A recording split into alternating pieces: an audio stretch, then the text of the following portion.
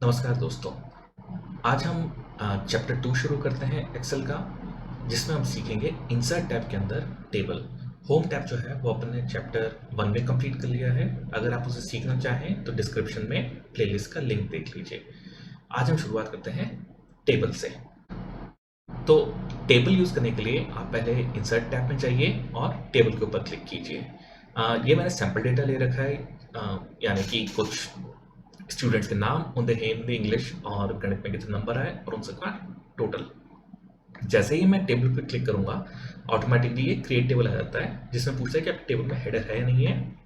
Header मतलब हर column के ऊपर एक नाम, जैसे कि इस कॉलम का नाम नेम है, हिंदी है, इंग्लिश है, मैथ है। जब भी आप टेबल यूज़ करें तो कोशिश कीजिए कि आपके डेटा में हेडर हो और ये अपने आप A1 से E11 यानी कि टेबल की जो साइज है A1 से E11 होगी। अगर आप इसको चेंज करना चाहें तो उसको क्लिक करके आप अपने हिसाब से जितनी बड़ी टेबल बनाना चाहें उतनी बड़ी टेबल बना सकते हैं। टेबल सेलेक्ट कीजिए, ओके कीजिए और ये देखिए आपके लिए टेबल बन गई। सेम फंक्शनलिटी आप होम टैब के अंदर जो फॉर्मेट एज टेबल है यहाँ से भी शुरू कर सकते हैं। तो उसमें भी यही फंक्शनलिटी आएगी, फॉर्मेट एज टेबल और माय टेबल एज हेडर्स। तो आप चाहे तो इंसर्ट टैब के अंदर टेबल सेलेक्ट कर लीजिए या होम टैब के अंदर फॉर्मेट एज टेबल सेलेक्ट कर लीजिए, दोनों से एक ही चीज होगी।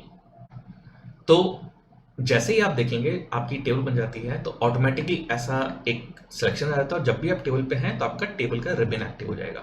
जब आप टेबल से बाहर जाते हैं, मान लीजिए यहाँ क्लिक करते हैं तो देखिए टेबल का रिबन चला गया। जैसे ही मैं टेबल पे आता हूँ टेबल का रिबन वापस आ गया। अब देखते हैं कि ये सारे टेबल के अंदर जो फंक्शनलिटीज हैं वो होती क्या है। तो सबसे पहले साधारण चीज है कि यहाँ इनके फॉर्मेटिंग से शुरू होते हैं।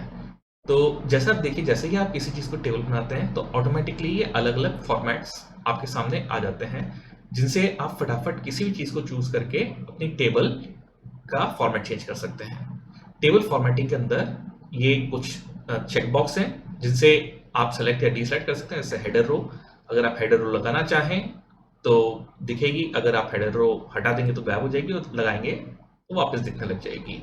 ठीक इस तरह से टोटल रो कि अगर आप चाहें तो टेबल के नीचे अपने आप एक टोटल रो जोड़ सकते हैं। देखिए एक्सेल ने अपने आप एक टोटल रो जोड़ दी, अगर आप हटाएंगे तो टोटल रो अपने आप हट जाएगी।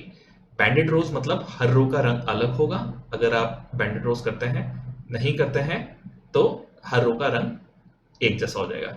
फर्स्ट कॉलम यानी कि पहले कॉलम को आप स्पेशल फॉर्मेटिंग देना चाहते हैं तो फर्स्ट कॉलम सेलेक्ट कीजिए। लास्ट कॉलम, अगर आप लास्ट कॉलम को स्पेशल फॉर्मेटिंग देना चाहते हैं, जैसे हमारे केस में टोटल है तो हम चाहेंगे लास्ट कॉलम अच्छा हो।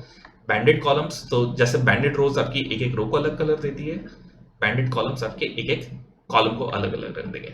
और फिल्टर बटन यानी कि जो ऊपर देखिए यहाँ पे फिल्टर गायब हो गए, जैसे मैं फिल्टर बटन लगाता हूँ तो यहाँ फिल्टर बटन आ गए।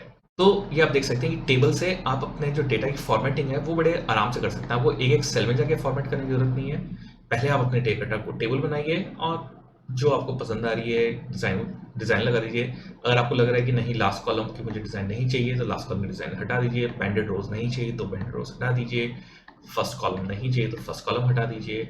इस तरह से तो सिंपल आप चेकबॉक्स के साथ अपने एक्सेल की पूरी फॉर्मेटिंग बदल सकते हैं। तो टेबल जो एक काम आती है वो टेबल स्टाइल्स और टेबल स्टाइल ऑप्शंस, यानी कि फॉर्मेटिंग करने में बहुत ज़्यादा मदद देती है। दूसरा जो ऑप्शन है ये है कि अगर हमारी टेबल एक एक्सटर्नल डेटा सोर्स से आती है, जो कि अभी हम इंसर्ट में आगे वाले चैप्टर में सीखेंगे, तो उसको हम एडिट कर सकते हैं। तो इस ऑप्शन को अभी के लिए इग्नोर कर देते हैं। इसके बाद होता है इंसर्ट स्लाइसर। तो स्लाइसर को आप समझिए कि आपका एक एडवांस फॉर्म ऑफ फिल्टर ही है। जैसे आप यहाँ पे किसी भी वैल्यू में फिल्टर कर सकते हैं कि मुझे सिर्फ 7 नंबर वाली, मान लीजिए वो सारी रोज जिसमें हिंदी में 7 नंबर हो, 7 नंबर दिखाइए, और आप फिर यहाँ से वापस फिल्टर हटा सकते हैं। ठीक इस तरह से आप स्लाइसर लगा सकते हैं कि आप अपने डेटा को इस हिसाब से देखना चाहते हैं कि मान लीजिए मैं हिंदी और इंग्लिश के नाम जो नंबर है उस पर स्लाइसर लगाना चाहता हूँ। तो देखिए दो ऐसे स्लाइसर बन के आ गए। अब मुझे क्या करना है कि जैसे मान लीजिए वो सारे रोज जिसमें इंग्लिश में 23 अंक है वो दिखाने, तो जैसे ही 23 पे क्लिक किया 23 वाला फिल्टर अप्लाई हो गया और इसको जब मैं क्लियर करूंगा तो 23 वाला फिल्टर हट गया। वो सारे जैसे 50 अंक है वो दिखाओ गणित में, देखिए सॉरी इंग्लिश में, तो इंग्लिश के 50 अंक वाली रो दिखने लगी, इसको हटाया तो हट गई।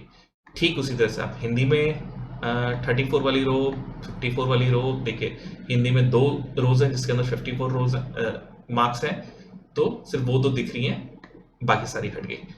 दूसरा स्लाइसर में जो ऑप्शन है फिल्टर के साथ ये है सेलेक्ट मल्टीपल, यानी कि अगर आप चाहते हैं कि मुझे 7, 12, 23 ये नहीं दिखाना, मतलब जो अनसेलेक्टेड वो नहीं दिखाना है और बाकी सब दिखाना है।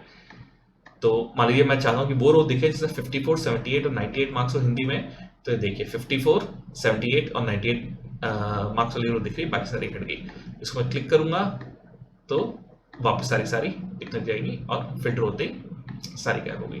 तो स्लाइसर एक तरह से फिल्टर का ही क्विक फॉर्मेट है। जब आपके पास डेटा बहुत ज़्यादा हो जाता है तो ये स्लाइसर काफ़ी काम आते हैं, और ये अलग अलग स्लाइसर के ऑप्शंस हैं जिन पे अभी हम ध्यान नहीं देंगे, इनको बाद में सीखेंगे। अब देखिए जैसे ही मैं टेबल पे आया तो वापस टेबल फॉर्मेट, टेबल का जो रिबन है वो आ गया। अब स्लाइसर के बाद जो आप देखेंगे ये है समराइज विद पिवट टेबल। तो पिवट टेबल का जब हम चैप्टर सीखेंगे तब हम पिवट टेबल पे ध्यान देंगे। अभी ये है रिमूव डुप्लीकेट्स। तो रिमूव डुप्लीकेट्स मतलब अगर आपकी टेबल में कोई डुप्लीकेट रो है तो ये उसको हटा देगा, और ये पूछेगा भाई डुप्लीकेट मुझे कहाँ देखना है, डुप्लीकेट से मुझे नाम में देखना है या सारी रोज में देखना है। तो मैं चाहता हूँ कि सारी रोज में दिखे। अगर आप ध्यान देंगे तो ये रो नंबर 3 और रो नंबर 9 मैंने डुप्लीकेट कर रखी है, इनके सारे मार्क्स सेम है और सभी कुछ एग्जैक्टली सेम है। और फिर जैसे ही मैं ओके दबाता हूँ तो ये देखिए 1 duplicate of values remove, 9 unique value remain. तो मतलब जो शाम वाली जो रो 2 थी वो मिट चुकी है और अब एक ही बची है। अब अगर आप रिसाइज थोड़ी देर बाद देखते हैं, सबसे पहली चीज जो एक अच्छी हैबिट होगी वो ये होगी कि आपने जो टेबल का नाम है वो ठीक से दे दें। यानी कि एक्सेल अपने आप टेबल का नाम टेबल 1, टेबल 2, टेबल 3 कर देता है, लेकिन अगर मैं चाहता हूं कि ये टेबल मार्क्स की है तो मैं इस पे मार्क्स लिख दूंगा, ताकि फ्यूचर में अगर मुझे इसे कहीं रेफर करना पड़े तो मैं इस टेबल को मार्क्स के नाम से जान सकता हूँ। और दूसरा है रीसाइज टेबल। तो रीसाइज करने का जैसे ये आप देखेंगे विंडो वैसे ही है जो कि टेबल बनाते वक्त आई थी, जिसमें पूछ रहा है कि भाई आपको टेबल कितनी बड़ी चाहिए। मान लीजिए आप टेबल और बड़ी करना चाहते हैं तो रिसाइज करके इसको इतना बड़ा यहाँ से कर दीजिए। तो देखिए ये खाली रोज के साथ भी टेबल बना दी। और दूसरा रिसाइज करने का तरीका है वो देखिए, सबसे नीचे ऐसा हल्का सा पॉइंट आएगा जिसको आप सेट करके टेबल को रिसाइज कर सकते हैं। तो आप चाहे तो रिसाइज उसको वहां से कर लीजिए, नीचे से भी कर सकते हैं। एक और इंटरेस्टिंग चीज आप देखेंगे, जैसे ही मैं इसमें स्क्रॉल डाउन करता हूँ तो कॉलम के नाम ABCD हट के नेम, हिंदी, इंग्लिश, मैथ और टोटल हो गए। तो टेबल इस मामले में बड़ा फायदेमंद रहती है कि एक बड़ा सा डेटा देखना हो तो बड़ा आराम से दिख जाता है। और अगर आप टेबल को हटाना चाहते हैं, वापस से डेटा को नॉर्मल रूप में देख चाहते हैं, तो ये होता है convert to range. Convert to range से होगा कि जो टेबल है ये एक टेबल फॉर्मेट चल जाएगी और ये इस तरह से हो जाएगा जैसे कि आपने नॉर्मल फॉर्मेट किया हुआ है। जैसे do you want to convert to table range, yes. तो देखिए स्लाइसर भी अपने आप हट गए और ये एक नॉर्मल रेंज होगी, यानी कि अब अगर मैं इस पर क्लिक कर रहा हूँ तो यहाँ पे टेबल का टैब नहीं आ रहा। तो ये एक तरह से ये वैसे हो गया कि आपने एक सेल के ऊपर अपना फॉर्मेटिंग वगैरह से ये सब सेटअप किया हुआ है। और टेबल में अगर आप एक और चीज़ में इंटरेस्टिंग देखेंगे तो यहाँ पे फॉर्मूला लिखने की जो स्टाइल है वो बदल जाती है। जैसे कि हमने पहले देखा था कि टोटल में हम लोग B2 + C2 + D2 लिखते थे, लेकिन अभी कॉलम के नाम B, C और D हट के हिंदी, इंग्लिश और मैथ हो गए। तो जैसे अब अगर मैं यहाँ पे सम फॉर्मूला लिखता हूँ कि सम, और मान लीजिए ये और ये, तो देखिए अब और ऑटोमेटिकली इसने पूरे टेबल में भी भर दिया, और जो सम हो गया वो हो गया सम ऑफ टेबल 6 हिंदी कॉलम से मैथ कॉलम तक। अगर आपको इस टेबल में कोई रो निकालनी भी है तो जैसे मान लीजिए इक्वल टू ये वाला 6 करेंगे तो इसका मतलब आ गया कि टेबल 6 में से जो इंग्लिश कॉलम है वो वाली वैल्यू मुझे ला के दें 23। तो अब ये सेल C4 नहीं रहा, इस सेल का नाम टेबल 6 और इंग्लिश कॉलम हो गया है। तो ये थोड़ा सा जब आप फॉर्मूले वगैरह पे ज़्यादा ध्यान देंगे तो आपको समझ में आएगा कि इससे फ़ायदा क्या होता है।